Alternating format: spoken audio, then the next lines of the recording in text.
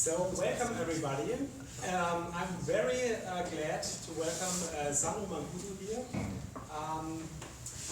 He's the founder of the software craftsmanship movement in London. A lot of years ago already. Has written a book, has founded a craftsmanship company, and yeah, we will talk about today about Teal organizations. And yeah, I would just hand over to Masha to thank you very much that you could host the software coming here. And yeah, if you want to say some words. Yeah, maybe just a few words. Thank you everyone for coming. We are really happy to host meetup for software craftsmanship, and especially Sandro Mancuso, who has some Baltic history, so that's somehow also related to us. We are part of the big Baltic international family, and we have quite a big presence in Germany. But I won't do much advertisement here, so whoever is interested in knowing us better, there are me and some other colleagues around next to you, some on the benches. You can approach us afterwards. I really hope you enjoy the drinks, the food, the location, and especially the talk. Thank you very much, Sandro, for being with us tonight. I'm myself very excited, so looking forward. Thank you very much.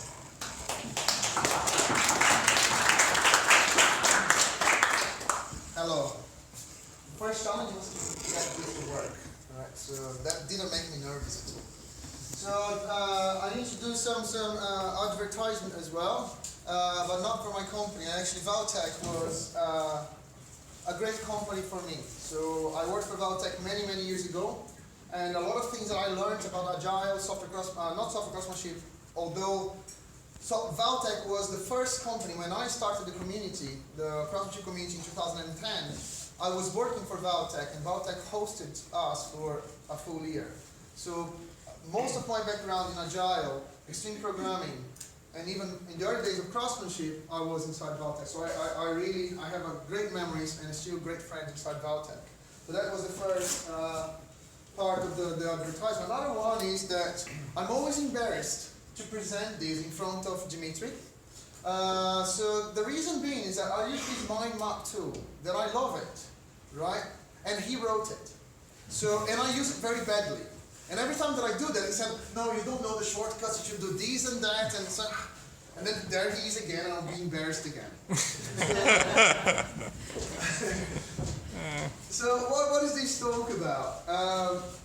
So as I said, like I was very involved with this whole software craftsmanship thing from the early days, and also with the agile movement from the early days. And the interesting thing is, when you are an employee, right? And I've been an employee for 17 years. I have around 20 years of career, professional career. And for the first 17 years, I was an employee. Right, many different companies, like the two sides of the Atlantic, and it was always very easy for me to complain about things while I was an employee. Right, it's very easy to blame managers. It's very easy to blame the business. It's very easy to blame people that they don't understand what you do that is so great. Right. Also, it's very easy for you to go to conferences and go on stage, and I do quite a bit of that, and promote ideas that you are going to take someone else's money and someone else's time to implement, right? But, so you go, like you see a lot of in the agile and lean kind of movements, if you like, and for sure a bit on the craftsmanship movement as well. We go on stage, we talk about all these great ideas, how companies should be organized, but it's always someone else's company, it's always someone else's money, it's always someone else's product. And so about 3 years ago, I actually had an opportunity to start my own business. And that changed my perspective, because when you don't have anyone to blame, it's quite complicated, right? Because no one starts a company to suck, right? So you don't say like, I'm going to start a business, my company will suck. That doesn't happen. That's never the goal of an entrepreneur. So how these companies got to the stage that they are in, right? It was not on purpose, right? So, and you learn that when you are the only one to blame, you review your perspective, because all of a sudden you are on the other side of the table, and then can you really eat your dog food? Right? Can you really do all these great ideas that we promote with someone else's money? And that's not easy at all, and it's still not easy for me. So this talk is about our journey. We are a 3-year-old company. We are a service company similar to Valtech, but much smaller. And so this is not what I want to promote. I think that I've been promoting software craftsmanship and XP, or XP programming, for many years now. And also Agile. Of course, that's how we started. I would like to see that being brought up to a company level, but done properly, not just by Agile coaches saying a lot of rubbish in conferences and then expecting that all the companies are going to change as if they had all the answers, but also really maybe share what we're trying to do. Not because I think that is great, because we are learning a great deal, we made a lot of mistakes, but hopefully the same way that ideas about Agile craftsmanship were spread and other companies were embracing them, customizing them and evolving them, and that you had 17 people that had a meeting in some place in your time, no, it's Snowmobile, and all of a sudden that thing in 2001 became Agile all over the world. How that happened? Because like they started spreading those ideas, and then people like us, we got some of these ideas and we evolved them. And that's exactly so. I want to see more companies evolving the way that they do things. But I don't have the answer. I can only talk about what we are doing and what works for our context. So, that's not relevant.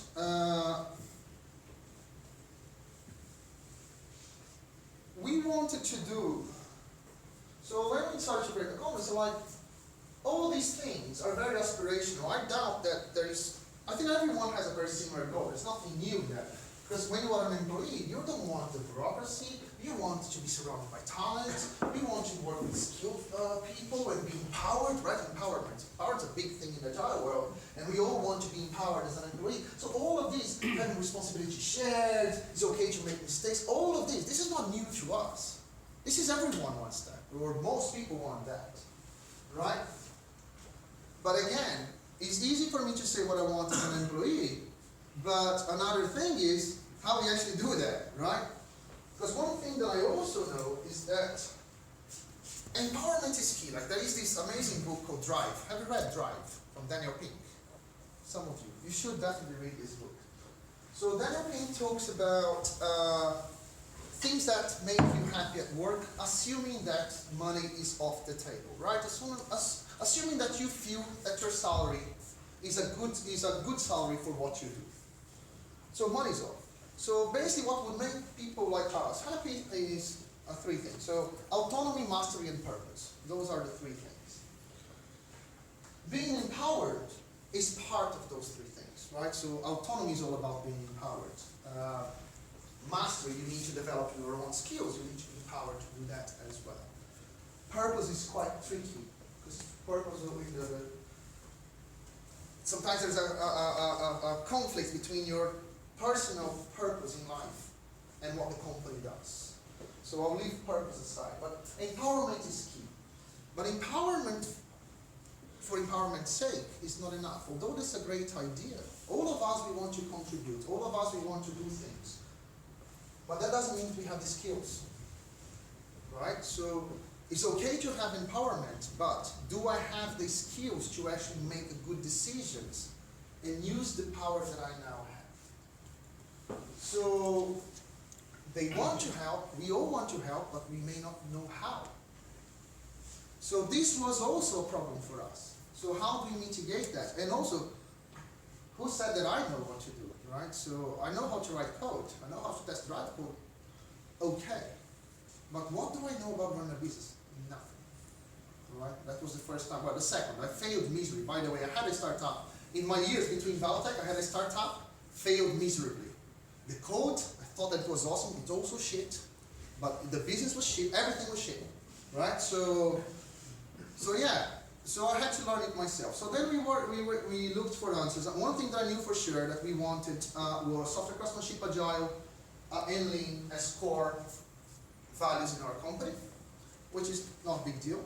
But there are a few books that were, I'm going to show these later on as well, towards the end, so you can, if you want to take notes or take a photo. So there is this book, the first one is, I heard it's a very good book. So there is a lot of inspiration that I got from that. The funny thing is that I started the book before I started the company. The book was published afterwards because it took a long time, because I'm Brazilian and I cannot write in English. But it was fascinating because I started the book with an employee's perspective, and all of a sudden, I now had a business partner running a company, and I said, shit, so now who do I blame? And I said things, I even published them. I cannot go against that anymore, right?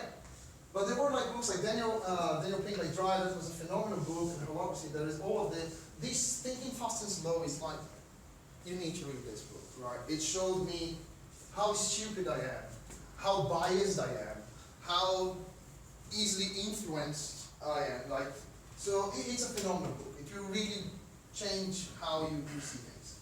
And then the book is more relevant to, we are not following this book, although, because we started the company before we read, but it validated some of our assumptions and gave us a lot of interesting ideas as well to evolve. So this book, again, it's if you are interested in organizational change or things, this is definitely a book that you should have a look at. And that's the book that I'm going to cover most of the things, because the term Teal organization comes from this book. So that's where we were kind of, besides talking to people and stuff, that's where we were looking at. So I'm going to try to go quickly through this. So basically, what is this? In the Reinventing Organizations book, the author makes a very good comparison between evolution of humanity, so how we evolved as human beings throughout history, and how the changes that we had in our own society so that we could live well together, sort of well together today, right? And the book tries to give a comparison like how society were at certain points in time and how companies are managed or organized as well, right? So, and then it qualifies like with a adjective and a color to represent roughly what these things are. So basically, I'll try to not go too deep on this because it's a long thing. See, Dimitri is going to be cringing now. Look at how he's using this. So back in this time, the early days of our society, according to research from lots of things in the book and stuff, we were in small bands, small families, right? There was no hierarchies. But I think that the one thing that is very important, well, there was extremely high rate of violence. People kill each other, like, because the important thing is the ego, right? The consciousness.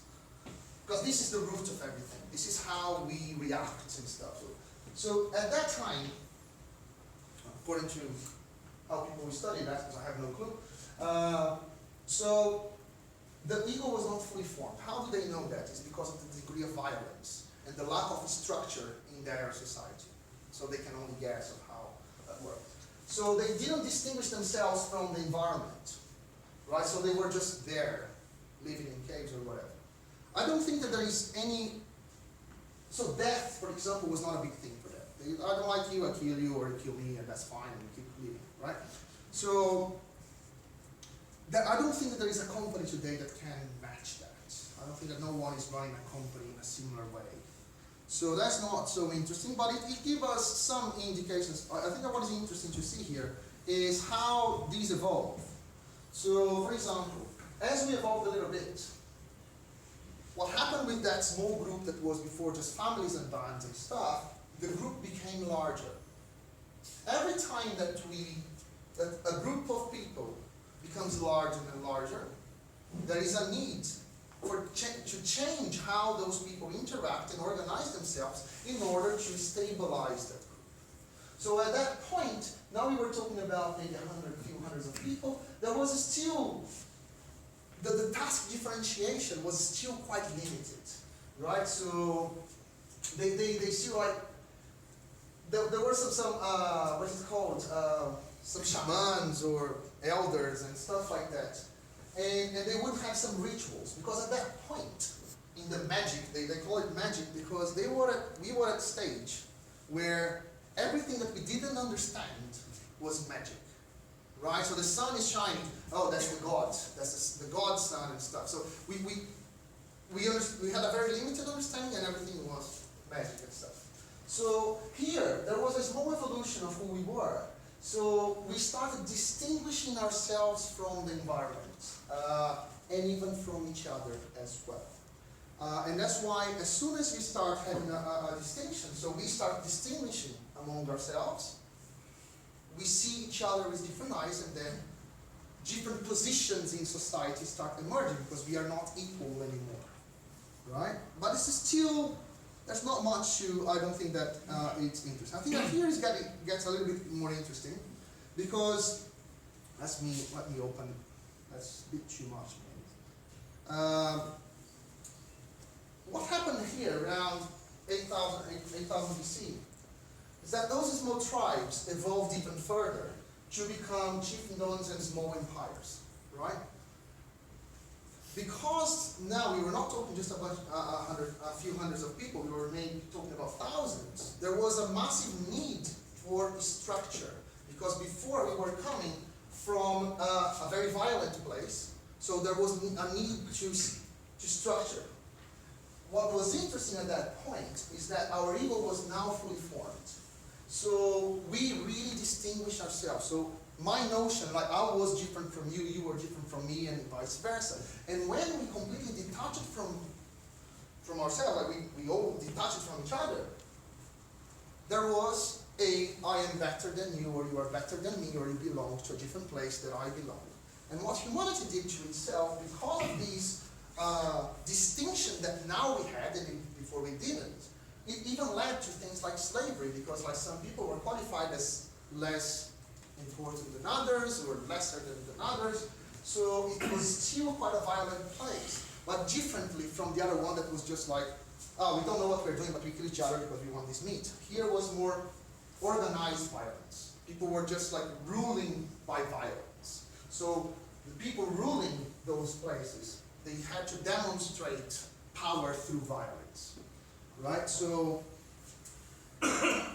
how does that relate to some organization? I hope that none of you are working for an organization like that, but we can still find in some places around the world, maybe with companies that do a lot of unskilled work, where you have a sort of resemblance of this kind of organization. So, for example, the leaders must constantly demonstrate power, right? So, but it can be direct threats to do the work, and you need to work in these and that, otherwise you're going to be punished, or all this kind of stuff. Unfortunately, like we still find these in the world.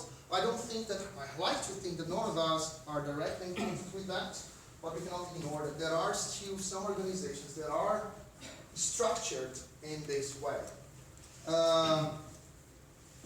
So the problem with these ways is that if you impose your leadership by violence, that leadership is very fragile, because the people that you think you are leading, they don't respect you, they fear you.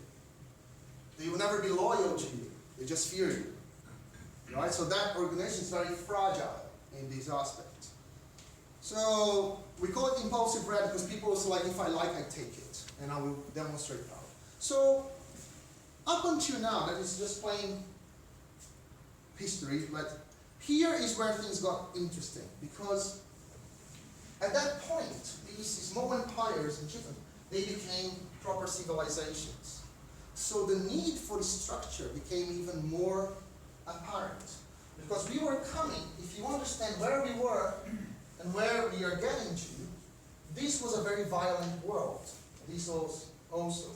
So here, in order for us to live in larger societies, we had to organize that. We had to distinguish ourselves. So that's when you start having social classes, casta, gender differences. So we were distinguishing ourselves and putting people into buckets in different places. So you still see in a few countries that if you were born in a certain family or region of the country, you belong to that casta. So the degree of our consciousness, it's a very interesting thing now, because as we now have this distinction, think about management, business, ops, devs, sales. These silos are not far away from those castes. And the interesting thing about that, because when you put people on the same bucket, and they now have, so at that point, where we were, before we, like in the previous stage, we were like, I now know that I'm different from you, and you are different from me. But now we are in buckets. So which means that if I'm in one bucket, I will behave at this point. I also care not only about my own opinion, but I care how other people see me. Right? So this is a very common human behavior, that not always we do what we want because we are worried about what other people are going to think about us. And how is that important in a company organization? Because, for example, when you are in one area of the company and you somehow get promoted, there is an expectation that you now behave according to the rules or the common behavior in that group. So when you were in this group, you were behaving according to that group social rules to be accepted, and normally rejecting other groups. But as soon as you move to a different group, you may behave now in a way that you are accepted here, because we need to be accepted, right? So we have this need to be accepted. So how this group is going to expect me to behave, even if I will be rejected by my previous group. So how does it relate to certain company organizations? When you see us and them, relationship, the silos and stuff, companies that don't talk to each other, and that is an effect of that. And then I don't know if you had this experience, I certainly had.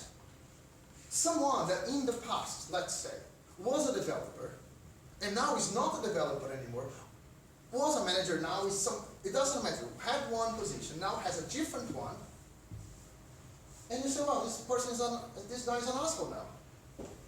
But he was a cool guy before, he was a developer, he was one of us, and now, because he's hanging out with these people, he's an asshole. How did that happen? How this happen? But these are normal, we had that in our own history. So, what we have is this thing about, you start behaving according to their ranks and sometimes forgetting where you came from. That's what we call a social mask. Maybe deep inside you still are aware of it, but you need to belong. The reason that we call it conformist, umber, is because you conform to the position you have, right? So you conform to that structure.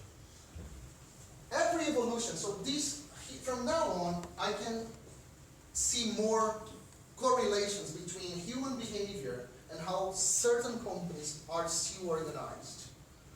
Every evolution you have, there are a few breakthroughs. So for example, at this point, because we were coming from, let's say that we were smaller organizations, here we are talking about wider groups of people, so there was a massive need to structure in order for us not to go back to violence and chaos.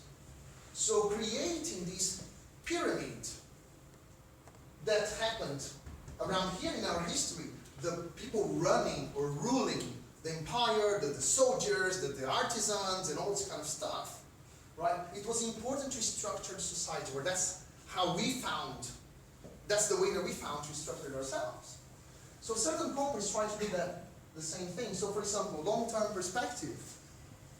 At that point, I think it was at this point, I didn't say, that was, or maybe the stage before, as soon as they became a little bit larger, it was the first indications that we human beings started thinking about the future. Because up until magenta, or here in the red became more apparent. Because when you have a wider group of people, you need to think about the future. Up until now, we were not doing that. So how do we know that they were looking at the future, because we have evidence of agriculture.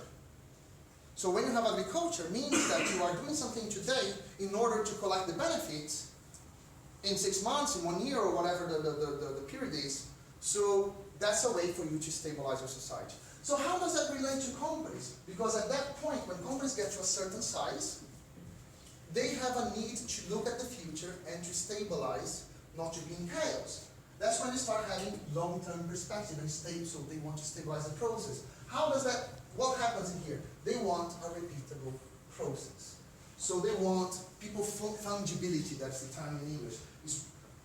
I have numbers, I can replace these people with other people. If we work in this way, I can always replace people and stuff.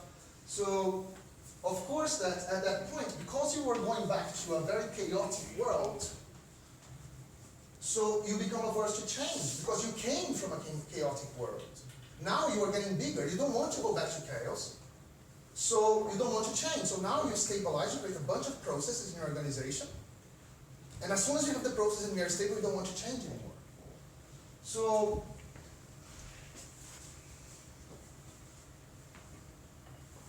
that's when you have this, the pyramids, reporting and stuff. So, we have like, as you create the pyramid of workers and then managers and stuff, there is, because we don't belong to the same thing, there is a division. You may not trust each other. So, at that point, organizations that are at this stage, they always start from the point of mistrust. So I don't trust you. So my first goal, I never met you, but I don't trust you because you are lazy. That's how I already, never saw you. You know. So I know, right? So I just looked at your face and said, like, I don't like you at all. So,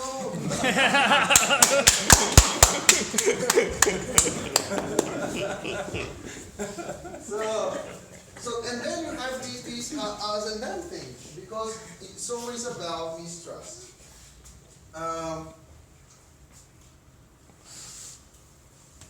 And the way that they structure this pyramid is command and control, right? That's very easy. We decide, we pass it down, and we need to control. They need to clock in and out as they start working or not. They want to know everything that they are doing.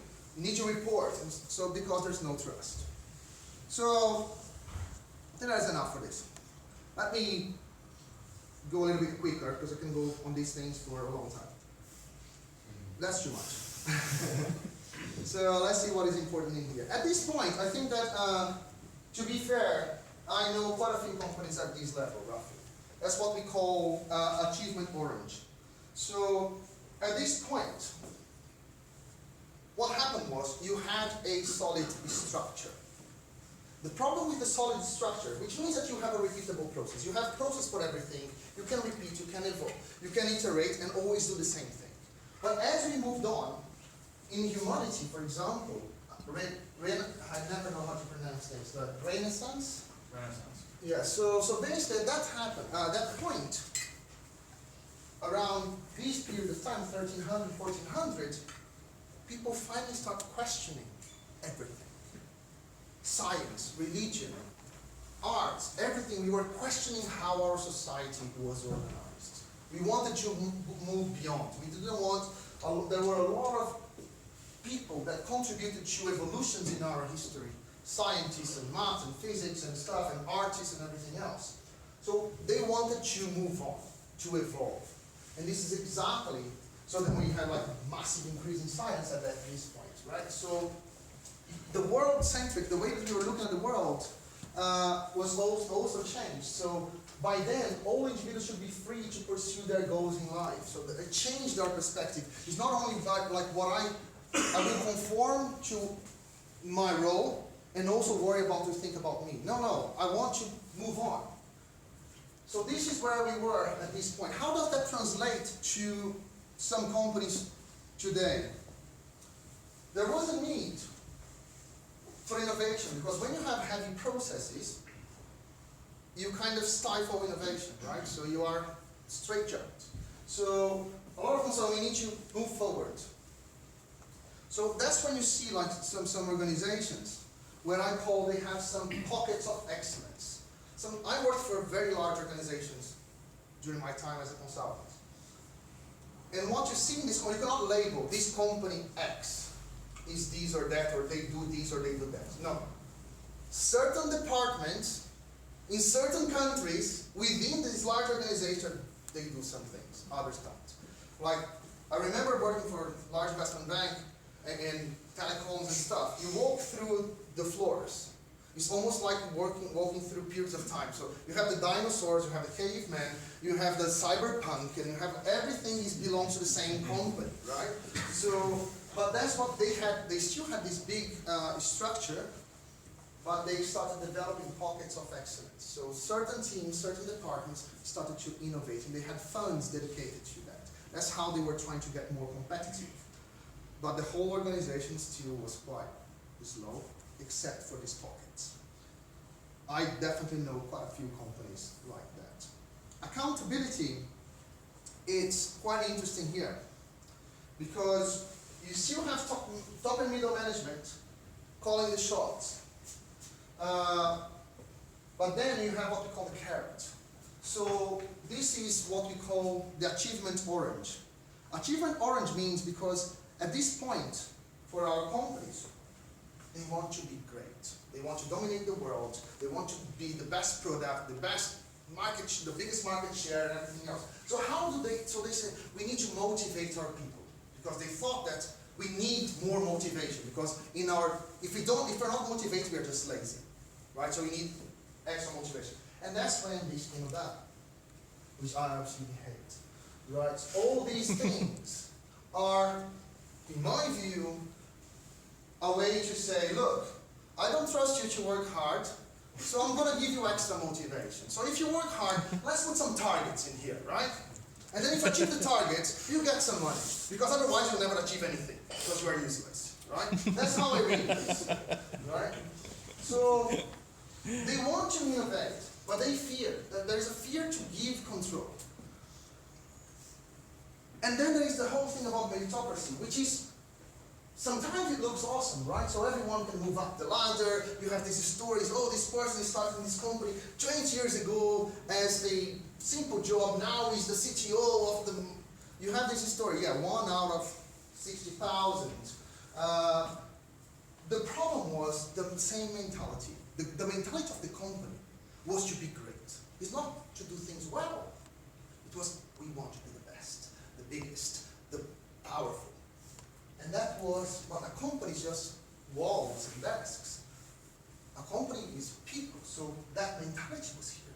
So if we work hard, I can move up the ladder. So the incentive is always like, you need to improve, you need to get better.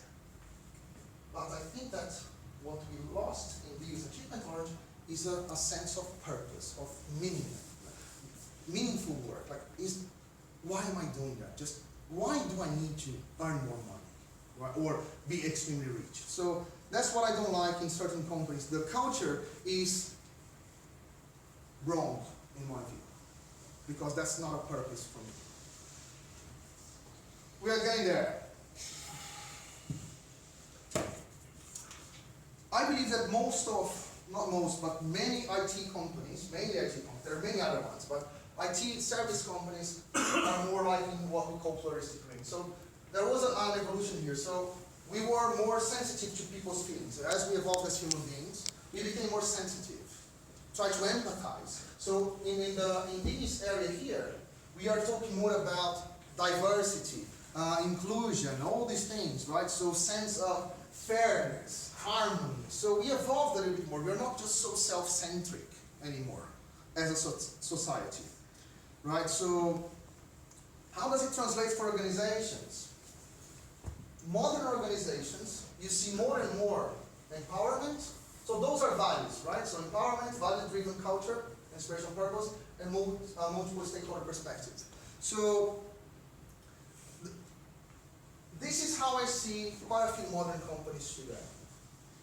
So a lot of decision making now is being shared with the people actually doing the work. We talk a lot about servant leadership today. So there is a whole 360 approach. You evaluate me, I evaluate you. Let's forget that you are my boss, right? So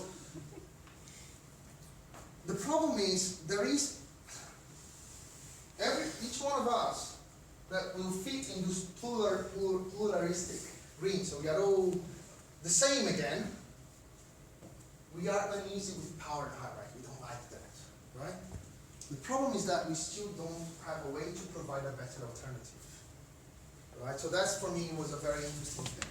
And then you have like multiple stakeholders perspective. So more organizations now think about the environment, the wider picture, not only their goals and targets.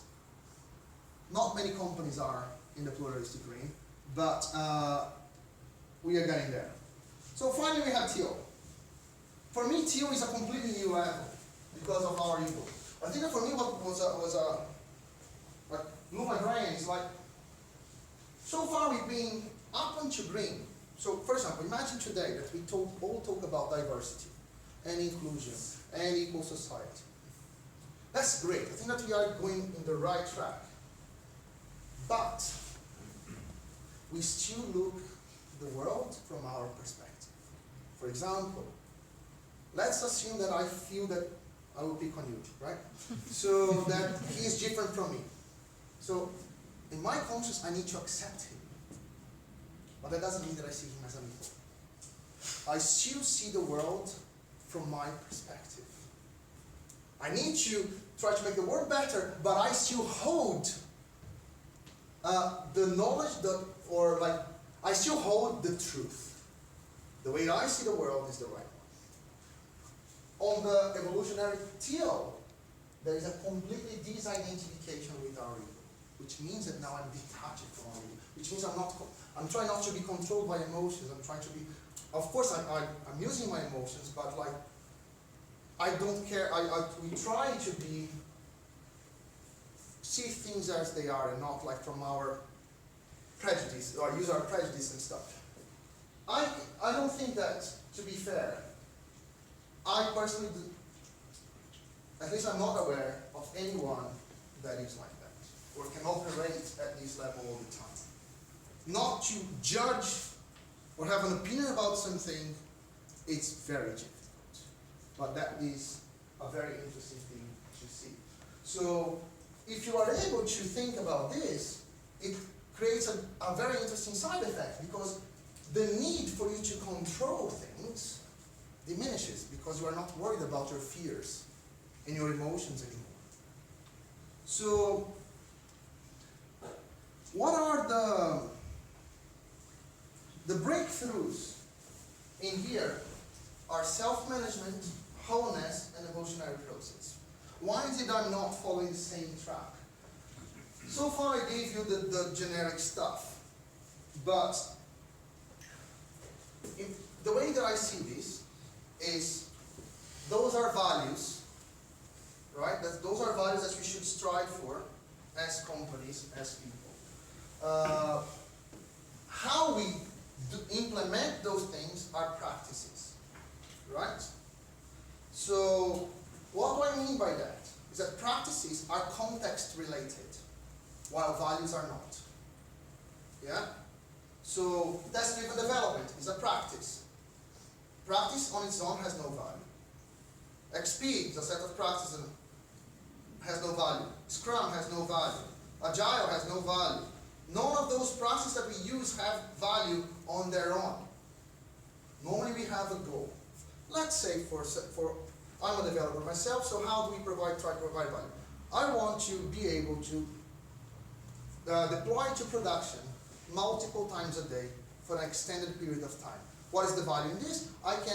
We can help business to change their minds and very quickly put it out there. So if you want to achieve that, that's the value, business agility. What are the practices? That varies from context to context. We may need an agile process, we may need discipline, we may need engineering, we may need automated testing. I need to be faster doing something. That's when you start implementing practices. But practices are always context specific. You are going to choose your practices according to the company, but the value that you want to achieve is probably shared value. So what I'm going to say here, those were some of the values that we wanted to have. And I'll show you some of the things we do but they are very context dependent. I cannot say that what we do here, we will apply to our companies. So what is the context in this case? We are a small consultancy that started from scratch 2 years ago, or 3 years ago. We are less than 30 people, and we have offices in 2 countries. And we are a service company. That is our context. Yeah? So certain things in here, they only make sense in our context, but won't work for a product company or a 10,000 people company. Right? So I just want to make this very clear. Note yourself. As I started my company, I looked at the world through an employee view. As soon as I started a company with my partner, first thing you said to yourself, don't be a hypocrite. Right? If you complained about company structure all these years, what are you going to do now? Because your people may complain about you. Right? So don't be a hypocrite. Don't forget where you came from and what you didn't like. So things that we try to do, flat structure, yeah, everyone talks about it, right? So there's not a lot in there.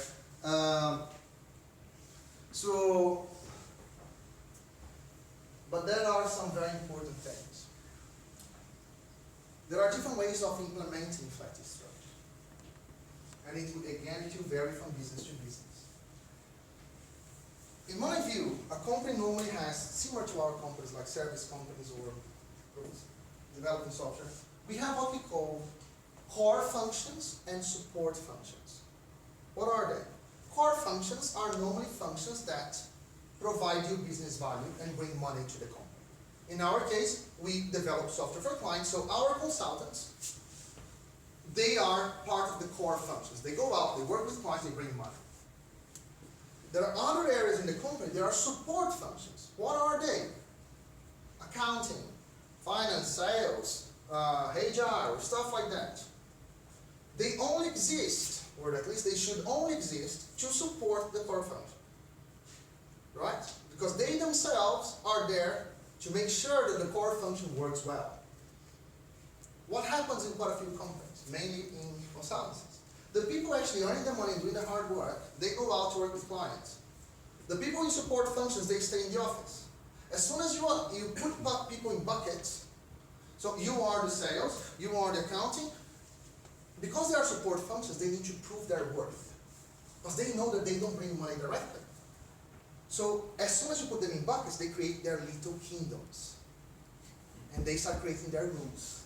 Because they say, oh, we can optimize our process if you have those rules. If you follow this process, it will be optimized and optimized. And all of a sudden you have a company where the support functions are dictating how the company is run instead of the people in the core function. And that for me is an inversion of value. Right? So we try to minimize them. Of course it makes sense. But nothing is for free. As soon as if you don't want the people in support functions dictating how the core function people should work, you try to get rid of them or not have them at all. But the work that they do doesn't go away. What goes away is to have someone dedicated to that work. But that doesn't mean, for example, in my view, we don't need managers, but we need management. We don't need architects, but we need architecture. So it's not that what goes away is a person that's yours, or the department that is solely responsible for that, but the work needs to be done. So that means that all our people, they need to get involved in sales, they need to learn how businesses run, they need to know how we negotiate, some of the laws of accounting and stuff like that. So you need to do more than your job as a developer. So that doesn't come for free. Decision making, I think that is the most important thing. We try to decentralize. We are almost there, but still evolution. So we created this thing called initiative circles. So we start from a position of trust. First of all, we want to trust everyone until they prove us wrong. And the way that we try to achieve that was, we have this thing called initiative circle. Everyone in the company can try to change the company. Of course, we need some rules for that. As I said at the very early beginning of the talk, being empowered is not the same thing of knowing what to do with the power. And having ideas don't mean that you have good ideas, right? So what we've done was we created a thing called initiative circle. So any person can say, oh, it would be great if we had changed that. Examples of initiative circles, they vary immensely. Some people wanted private healthcare insurance. We don't have support functions. If you want healthcare, find it yourself. Give us a quote. I'm a developer. Well, but you are the one that wants healthcare. So figure out if someone else wants that. And then makes a proposal. So what we did was, you can create, for example, we wanted to open an office in a different country. That came up, so that's a big investment. Healthcare, not a big investment, small investment. Opening an office in another country, big investment. They all came through Initiative Circle. Investing more on our training offerings or not, Initiative Circle. So loads of things, with or without financial impact. If I have an idea for an Initiative Circle to be valid, we have Slack integrated to Trello and everything else. As soon as you create something, everyone gets notified in Slack and all this kind of stuff. So, if I have an idea, I want to do something. I said, I want to start an initiative circle. I need at least, for the size we are, there is under 30 people, at least 3 people to have the initiative started. So why do we have this number? Because I have an idea, but because it may not be a good idea, I need to convince at least 2 other people that this is a good idea. Because if I cannot convince anyone, that's not going to go ahead. And convincing other 2 people is not only about convincing 2 people that's a good idea. Because one thing is to convince people with the end goal. Another thing is to come up with a plan to get there. Which means that, so these 3 people, at least 3 people, we need to agree in a strategy to get there. This agreement means a refinement of the idea. Because they need to agree on how they're going to do it. And then they need to, no one can be rejected in an initiative circle. So, and the people in the initiative circle, they need to consult anyone that may be impacted by that decision. Because the idea is, whatever is decided within an initiative circle is approved. Right? That's very dangerous. I was scared as hell to do that. Right? I mean, I must be honest. I love that, but I was really scared.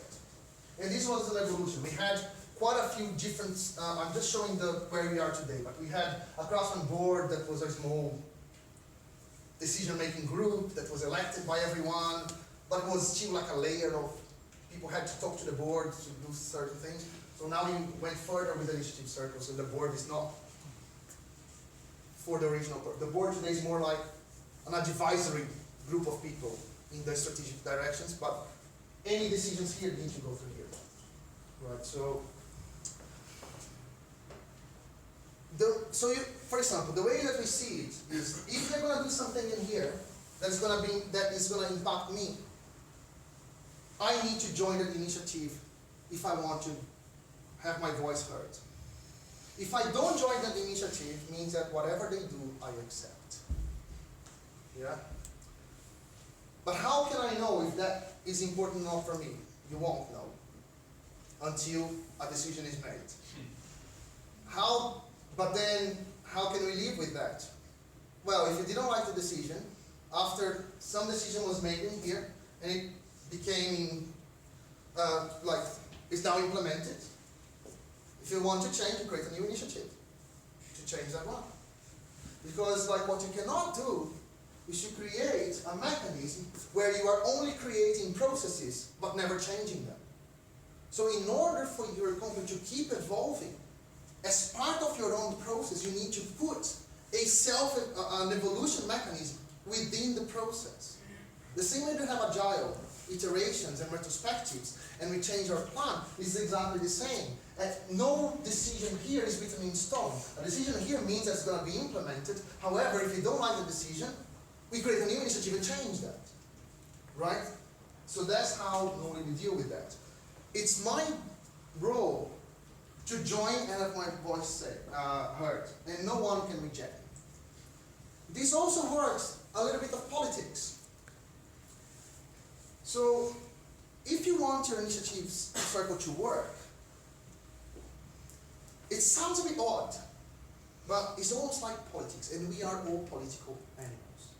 Let's say that he's in a project, separate department, and he's in a different department as well.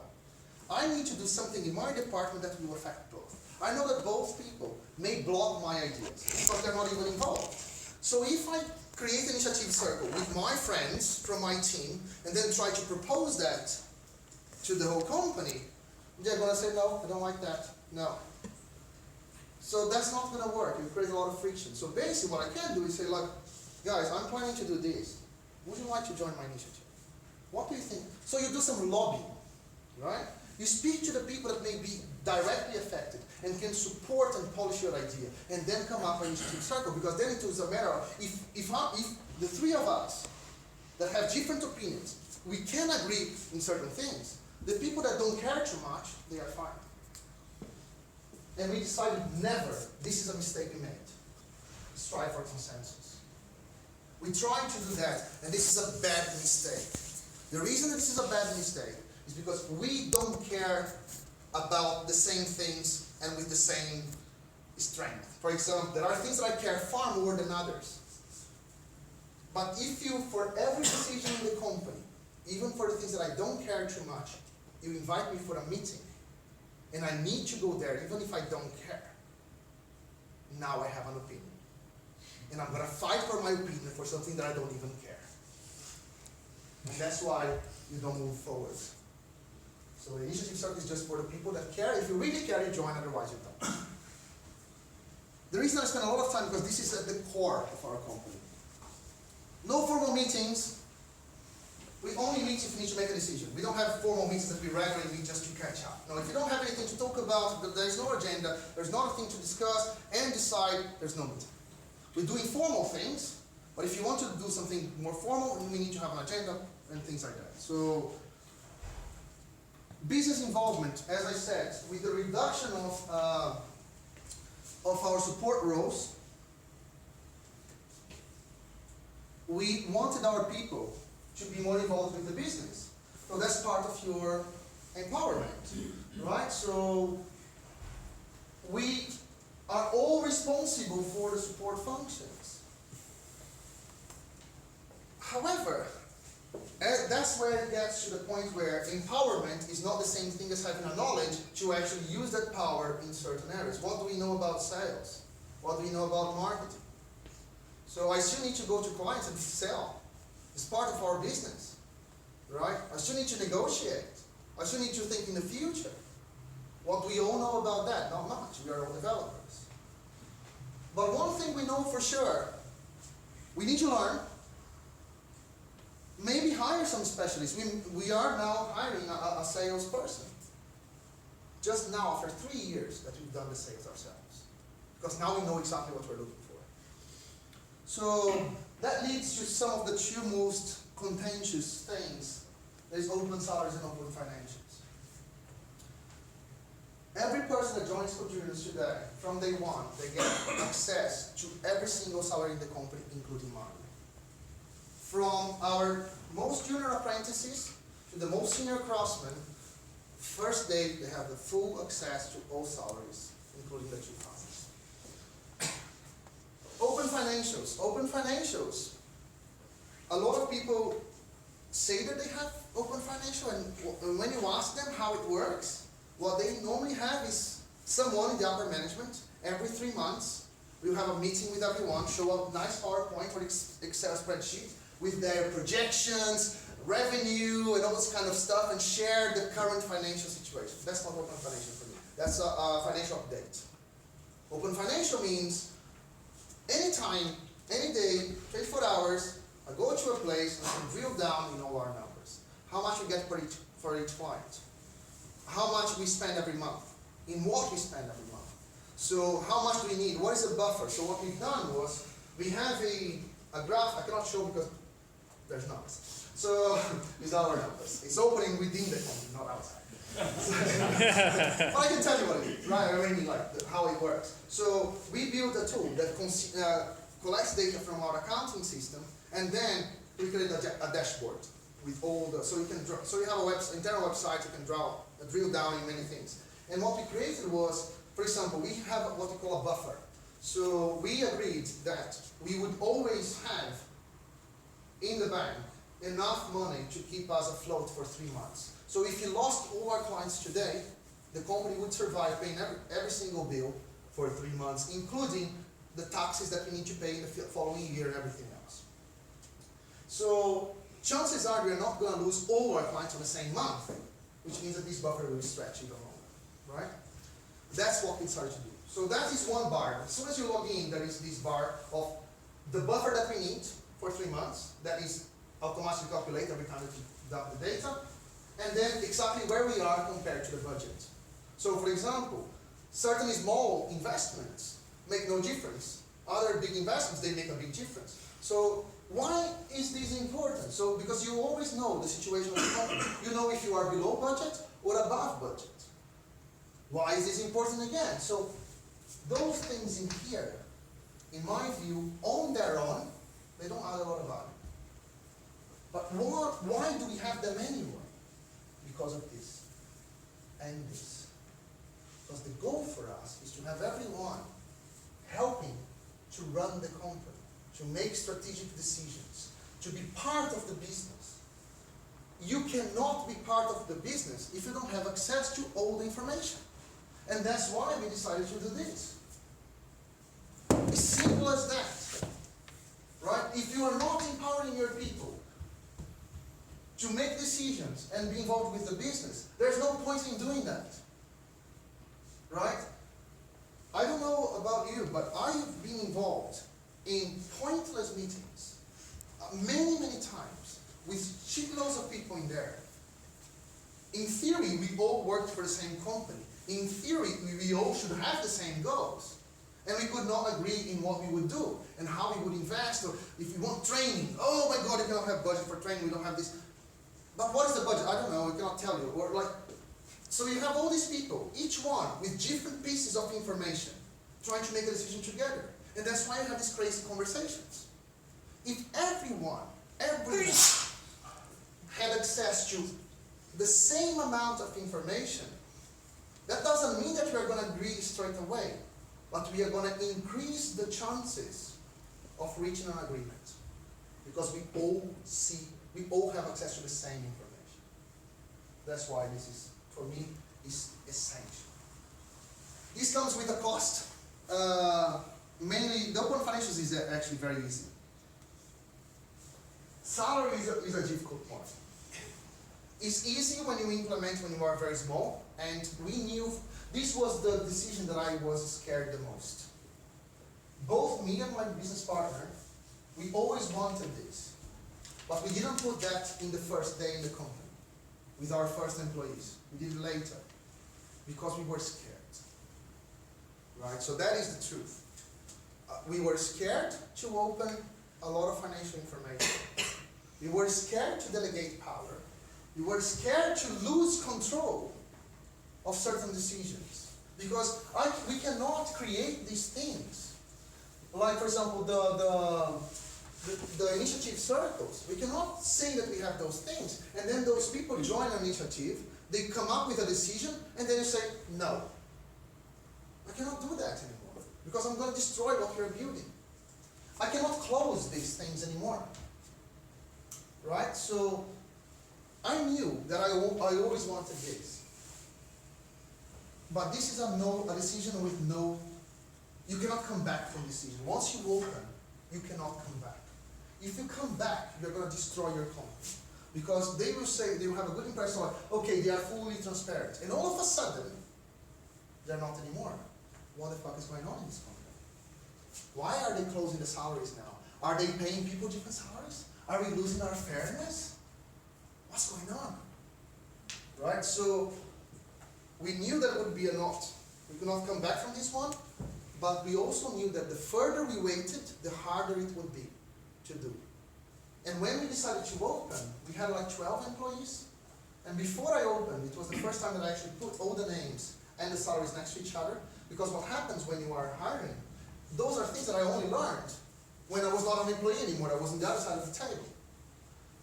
When we were hiring, what you do? You go to one person, you have like, you need to hire one developer, you go there, have that negotiation, one-to-one, you reach an agreement in salary. You move on. Next day we are working project. Next person comes in, you have a different negotiation. You hire, etc., you move on. And you move on, and you do with 1, with 2, with 10. But they were all individual negotiations. We never looked back at all the other ones. We just had individual negotiations. Negotiation is a negotiation. Both parts are trying to get the best deal. That's a negotiation. And salary is a negotiation. But then, we had to consolidate, because we wanted to open, and then we put all the names against each other. So this is not right. We had to readjust salaries for quite a few people so that we could open. It's not because we were bad people. I'm talking about myself, right? It's because I made a negotiation, and 6 months later, I had 5 other negotiations. And I never looked back. It's not because I was trying to screw someone, right? It was just a different negotiation. It was not even in my head that there was this discrepancy. So we had to adjust everyone, and we opened. And we explained that. Now, you remove the elephant in the room. So all that kind of discussions you have in the coffee machine goes away. We know where the company is. We know how much my peers have. This creates some complicated talk sometimes. But you cannot avoid these conversations. If you are worried about that because you're going to have some difficult conversations, not having the conversations is not a solution. Because the problem doesn't go away. It just grows.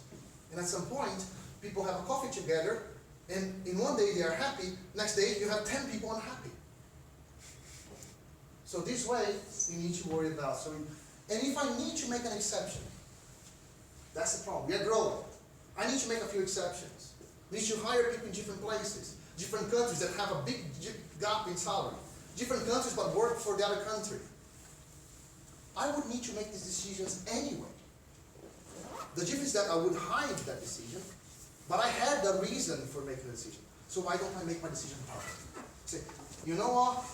This is the problem that we have. How do we together solve that? Not hiring is not an option.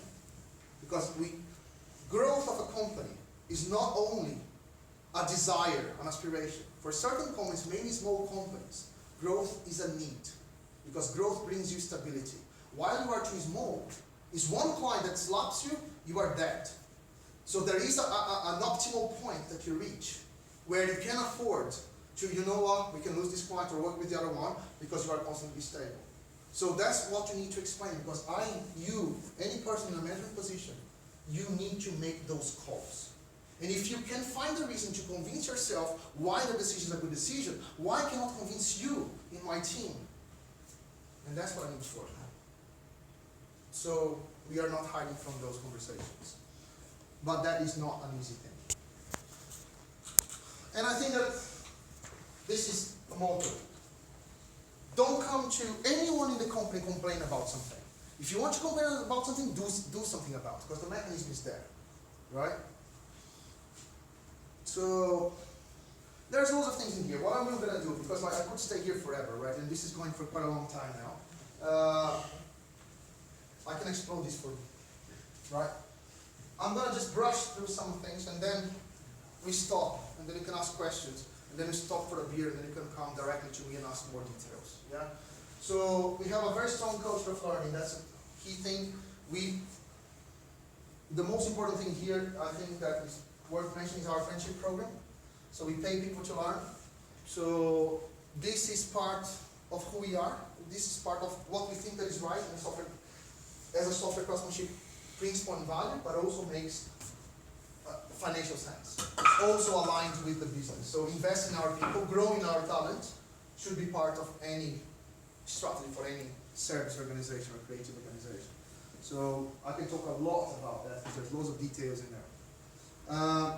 Families embraced. I think that my Latin blood, half Brazilian, half Italian, very family oriented. So I like to know people's family. We have three couples now. 2 are married, and then 1 are just dating each other. So we like that, we embrace that. So we have kids that did work experience in our company, like teenagers and stuff, so from different families.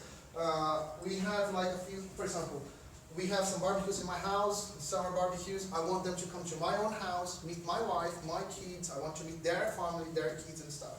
So this is very important for us as well. I think that when you know people at a more personal level, it's easier for me to, for example, if someone is not very active in the company, or I don't know, maybe not so enthusiastic.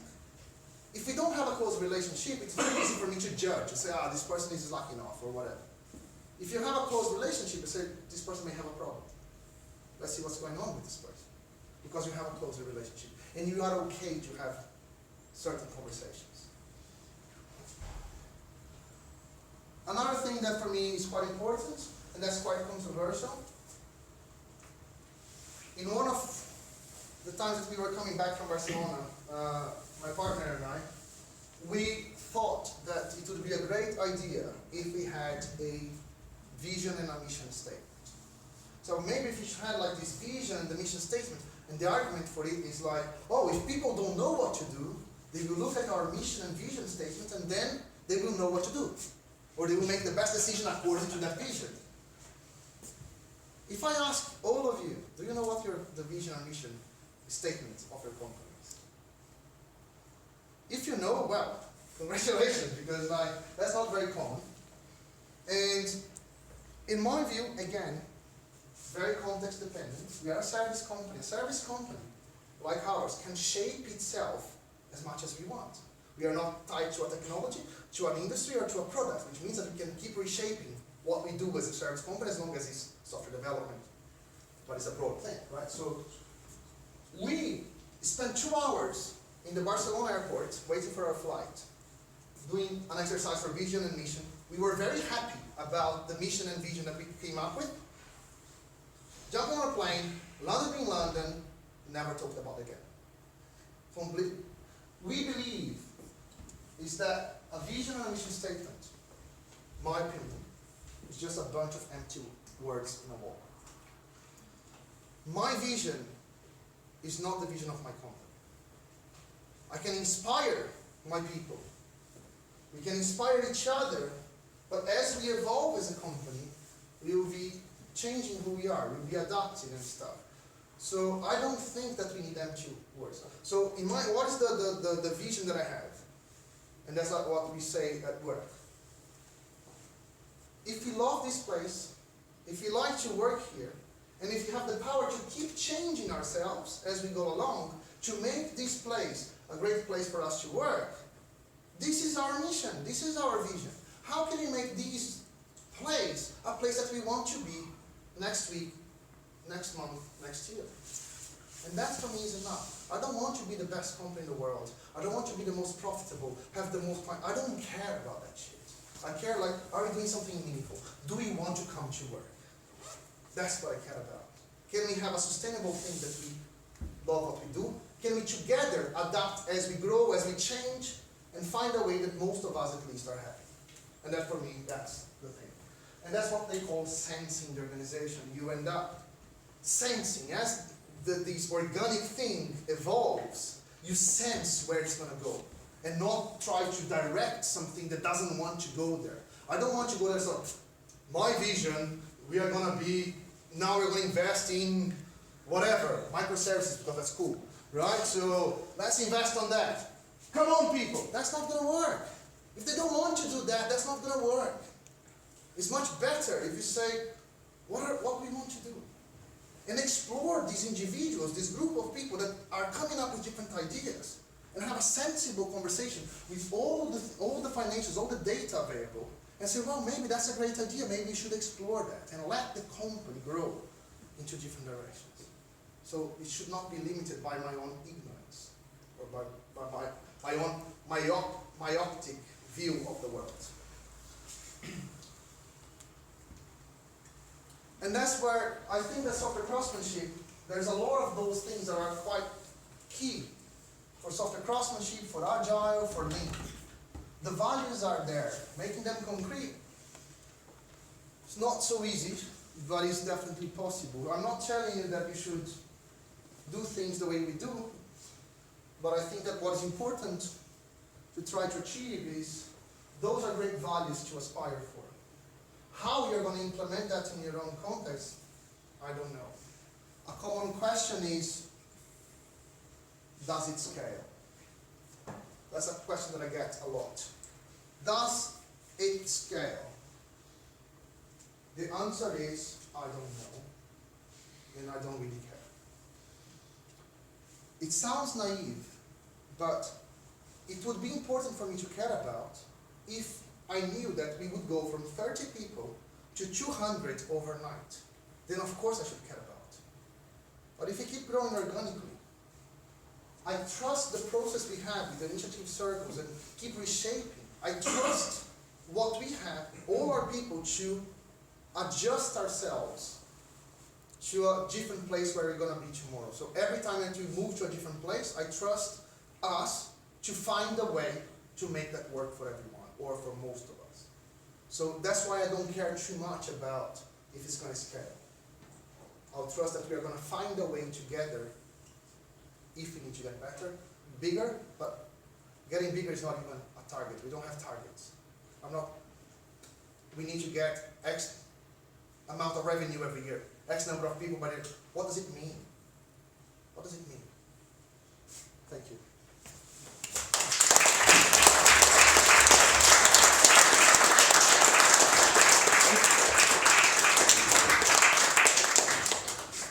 Good question.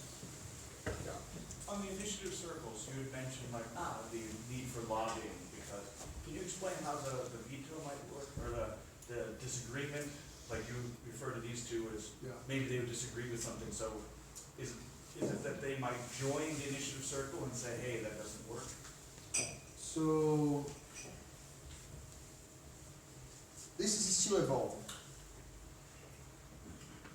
As part of our evolution, just to give context to your question, when we were much smaller, we were trying to strive for consensus.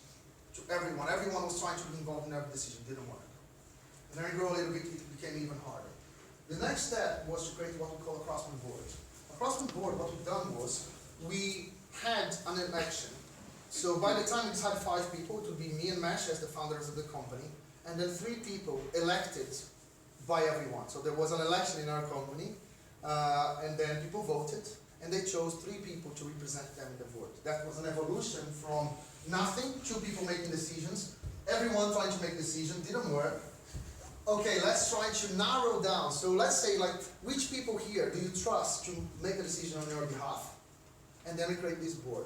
So what people could do, they would create some, we want to change that. They would talk to some people on the board, and they would represent that idea in the board, and then the board would decide if that idea was a yay or a nay, right? So the initiative circles, and the board still exists, but the board went from a decision-making group to a more advisory group.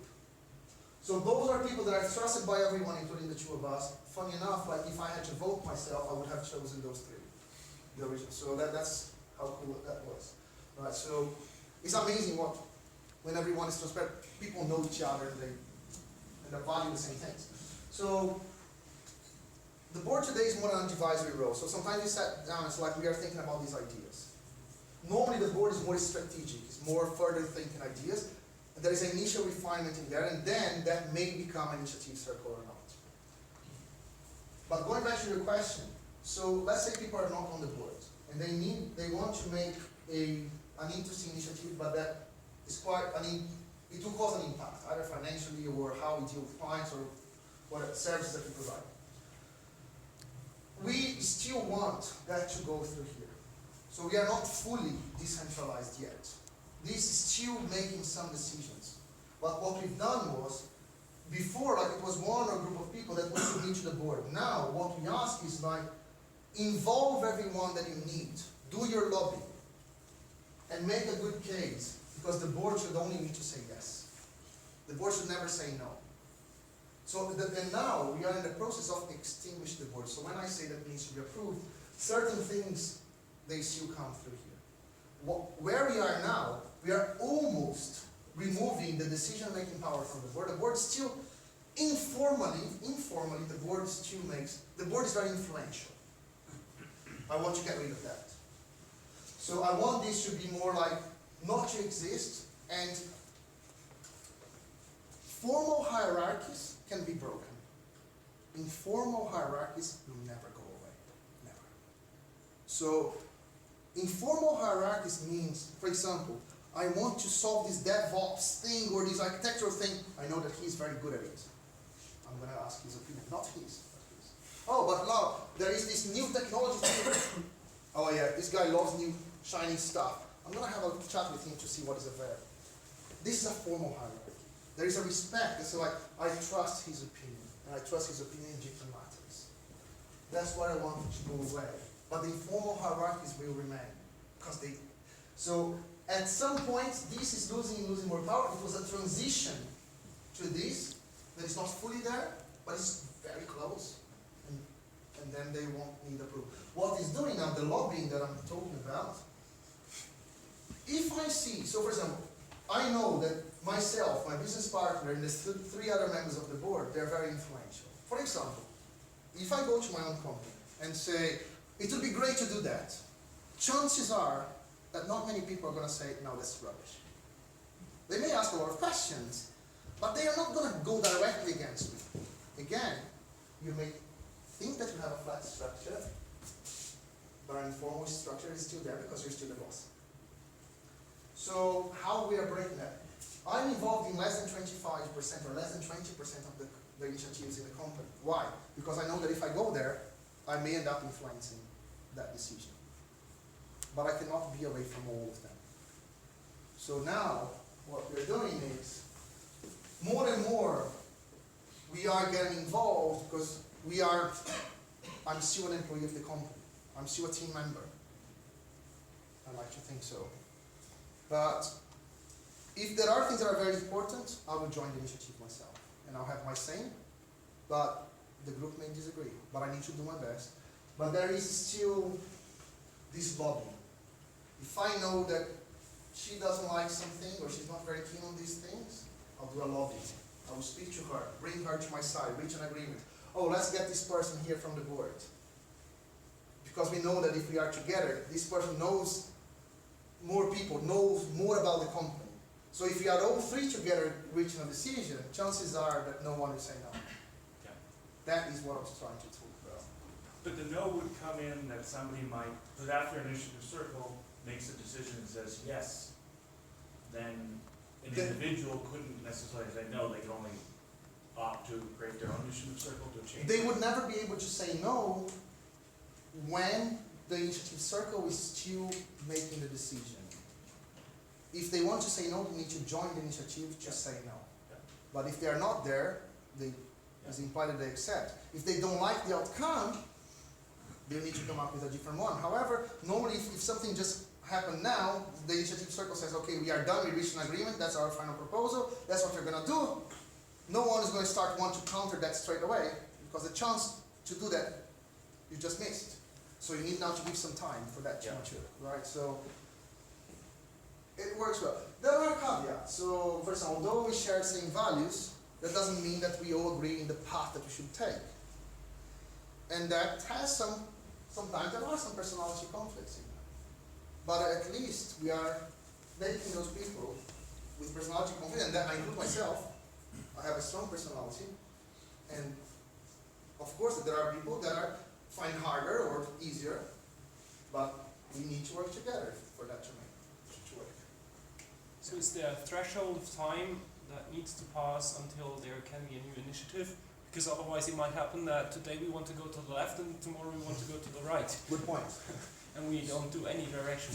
This still has one role that I forgot. The board meets like every 2 weeks, roughly. Sometimes go for a month. If there's nothing important to discuss, we don't meet, as I said. But one of the jobs of the board is to make sure, because one of the mistakes, not mistakes, we are learning, as I said, all of that, we are still learning and evolving, right? So nothing here is perfect. This became a cemetery a dump ground of ideas. People say, oh, we should have this initiative. 3 months later, we had, I don't know, 40 initiatives with 1 or 2 people inside and no one doing anything about it. And no one knew what was going on, who was doing what and stuff. So now we have like a clean-up process. So the initiatives are controlled on Trello and they have an end date. So there are caveats because some initiatives are long-term, long-running initiatives, other ones are shorter. So, but we try to set a date and a target, and long-running ones we try to break into smaller steps. And the board still does the cleanup. So like, look, is there anyone actually actively working on this? Because if not, we should clean that and delete. Or if there is any initiative in progress, look guys, like, it says that you should be done by now. And are you working on these? Is there anyone? Should we park that? Are you going to make a decision or not? So there is this process, and the board still wants it. Although now, again, more and more, people are just going on Slack and say, look, they are not members of the board or anything. They're just like, look, we have all these initiatives here, can we do something? So people are taking control. As you establish these things, more and more people raise your occasion. They want you to send me home. Any other question? Yeah. Some of these things you say sound a bit like cultural, like Latin Europe to me. So I was wondering if people of different cultures are more willing to adapt this structure than others. Well, I'm from Brazil, and with Italian blood. So there is definitely a lot of Latin in there, but my business partner is from Kashmir, in the border of Pakistan and India. Right, so, but he was raised in the UK. This kind of environment is not for everyone. A consultancy company like Valtech is not for everyone. Right, so what I try to make sure is that when people work with us, normally most of the people that are currently working with us, we knew them before through the community. Most of our people apply directly or come through the community and stuff. So they know quite a lot about us. But some people that don't, in the first meeting, the first interview process, we describe, not for 2 hours like I'm doing today, but like the important bits. And we tell this person, before we move forward, sleep on it, come back to us to see if we really want to start the process. Because I know that this is not for everyone. So some people are uncomfortable about their salaries. Open salaries, for example, there are people in the company, I don't know for sure because I don't monitor that either. But I know that every time that we hire someone, some people would directly look at the salaries to see at which level that person was hired. Other people, they looked once when we opened, and that was almost 2 years ago. The company was like almost 1/3 of the current size. They never looked at it again, because they don't care. So we explain to people, some people say, it's for me, that's awesome. It's not for me, I hate it, that's fine.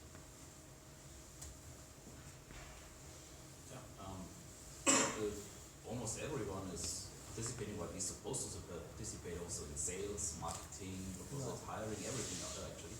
How much time does the average developer spend on these aspects, and how much time do you spend in company per week? So the first thing is, the answer is first no. Not everyone needs to be involved in everything.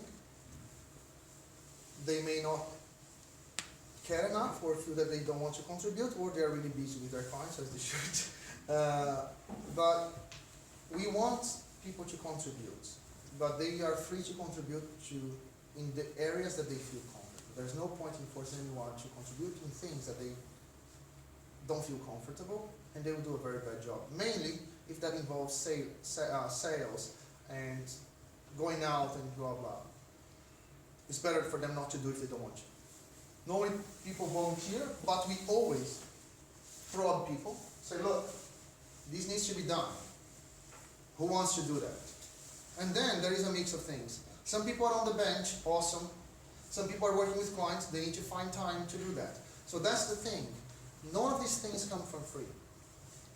If you say, my job is only client work on client times, and I don't want you to get involved in any other thing in the support role, that work needs to be done still. If you don't do that, someone else will. And when they do, that will affect you. So if you don't want a salesperson to go out and promise a lot of rubbish to your clients and then send you there to fulfill those promises, right? You should do the sales yourself. Or be involved in that. How do you mix them? It varies. Our principal consultants, the more seniors, they'll figure it out. Take some time off from the client. Take a half a day off.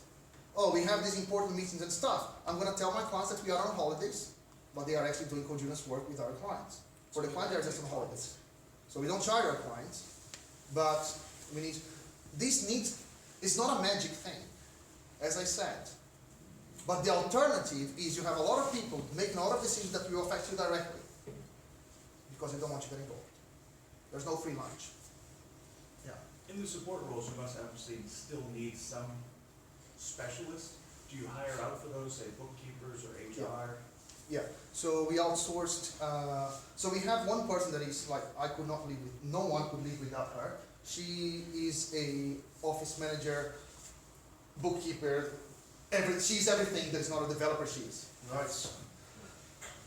She's awesome. But of course, for example, what we did was, we outsourced everything that we need a specialist. Accounting is outsourced. Sales was very interesting because we outsourced, not sales, we outsourced lead generation. There are companies that are specialized in find you meetings with decision makers in different companies. You do the sales, they just arrange meetings and you pay per meeting. So if they arrange meeting, you pay like £500 or whatever that is, and then you can tell them, because there's a big criteria in what you want them to do and stuff, but their plan is, if they put you in front of people, you pay them, but they don't guarantee result. You are doing the sales, they're just arranging. In a way, we lived for 3 years without a direct salesperson. What we've done was, it's all a group of things. One thing is like no one knows you and you need to knock on many doors and have these awkward meetings with those people. And if that is the only sales channel you have, you are screwed. We had like 2 or 3 meetings through this lead generation. Most of our work came directly to us. How did it come to us? Because most of us, before co-Jonas, already had a public profile. So a lot of people within our companies are going out, involved in, most of us are involved directly with communities, are giving talks, are writing blogs and stuff. Because of our personal network, we are always finding, always. So our approach is more like, can we find a way to have work coming to us instead of us trying to sell? This works if you are not an ambitious owner of a company.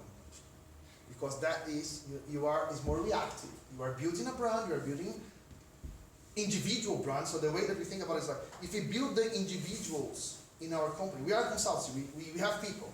If our people are great, the company is great. If our people suck, the company sucks. It's as simple as that. And how do we put all the faces in our website. This is our people. If you do business with us, one of those faces will show up. That's how it works. So what we are trying to do is, can we be in a position where things just come to us?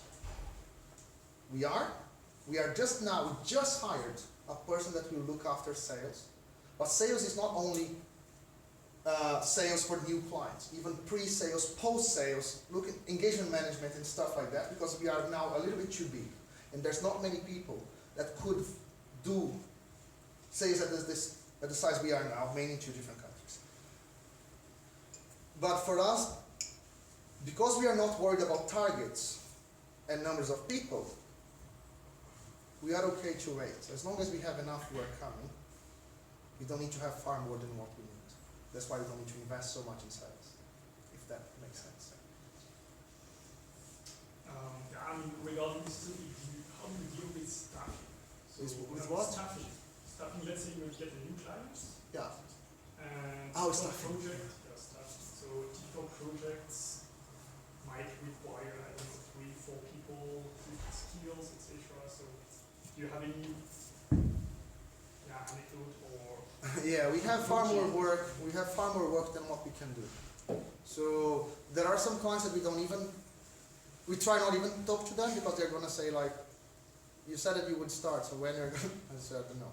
But like, we could be easily the double of the size, at least the double of the size today, if our goal was to just hire someone that knows how to switch a computer on and send that to a client. You would hire a lot of people, even contractors, and send them out. So we are now in a position where we cannot work with certain clients, and also we had, even when we had people on the bench, there were projects that came to us that were in technologies that we don't master. Right, so certain projects we could learn a new technology, we were open to the clients and say, look, we don't know this technology, but we can learn, and they said like, they want our technical part, they want XP, they want test-driven development, stuff like, the language I don't care. If you say that you can do it, that's fine, because we have specialists, we don't have specialists on XP. But there were things that came to us that we said no. We said like, we had people on the bench that could actually do that, but it was completely not aligned. So what we do normally, as soon as projects come in, we tell people, look, we have this opportunity. Does anyone want to work with this client?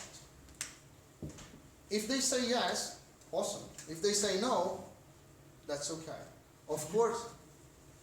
I mean, do you broadcast information Yeah. to Yeah. all your employees and then?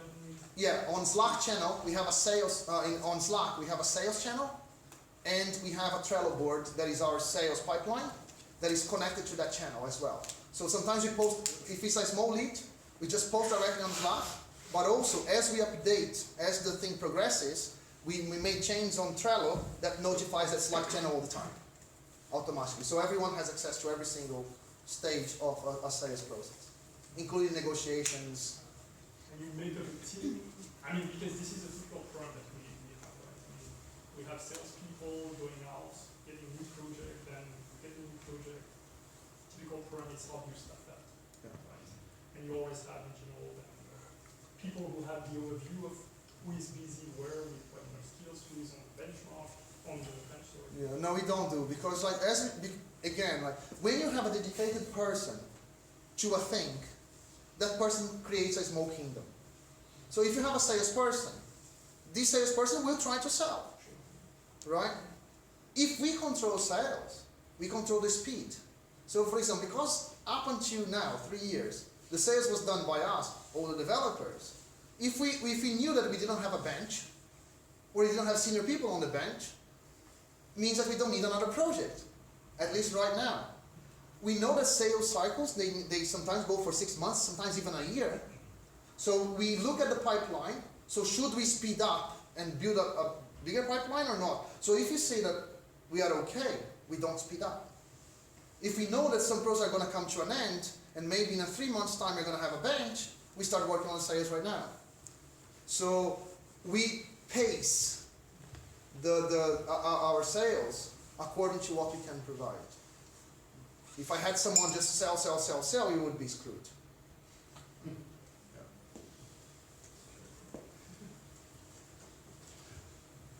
Let's have many of you are sleeping. Let's get outside. So if you have any other questions, just grab me outside. Let's stop now. All right. Thank you very much.